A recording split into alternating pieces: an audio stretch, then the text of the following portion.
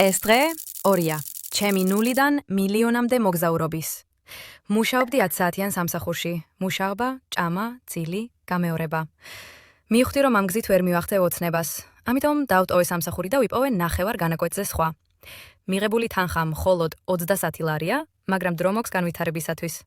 ასევე შევქმენი ახალი მეთოდი ფულის სამართავად. შემოსავალს ყოფ 5 ნაწილად. 1. საჭიროებები 45%, მაგალითად საკვები. 2. გართობა 5%, მაგალითად ნაყინი. 3. მიწემა 2%. ვფიქრობ დახმარება სიმდიდრეს ზრდის. 4. რეზერვი 18%, გადაუდებელი შემთხვევებისთვის. 5. ინვესტიცია 50%, ბიზნესი, ინვესტიციები. მაგალითად 100 ლარზე, 45 საჭიროებაზე, 5 გართობაზე, 2 დახმარებაზე, 18 რეზერვში, 50 ინვესტიციაზე. ამ გზით ზუსტად ვიცი სად მიდის ჩემი ფული. შევხვდებით შემდეგ ვიდეოში.